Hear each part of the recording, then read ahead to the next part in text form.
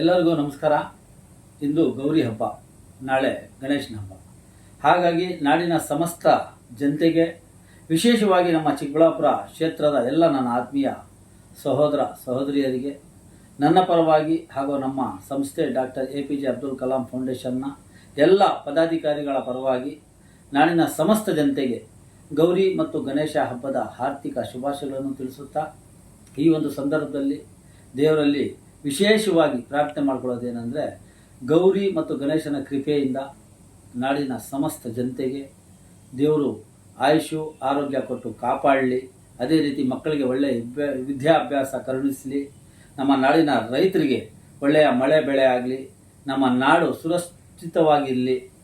ನಾಡಿನ ಎಲ್ಲ ವ್ಯಾಪಾರಸ್ಥರಿಗೆ ಒಳ್ಳೆಯ ವ್ಯಾಪಾರ ಆಗಲಿ ಅಂತೇಳ್ಬಿಟ್ಟು ದೇವರಲ್ಲಿ ಬೇಡ್ಕೊತ, ಮತ್ತೊಮ್ಮೆ ತಮ್ಮೆಲ್ಲರಿಗೂ ನಮ್ಮ ಪರವಾಗಿ ಹಾಗೂ ನಮ್ಮ ಸಂಸ್ಥೆಯ ಪರವಾಗಿ ಗೌರಿ ಮತ್ತು ಗಣೇಶ ಹಬ್ಬದ ಆರ್ಥಿಕ ಶುಭಾಶಯಗಳನ್ನು ತಿಳಿಸುತ್ತೇನೆ.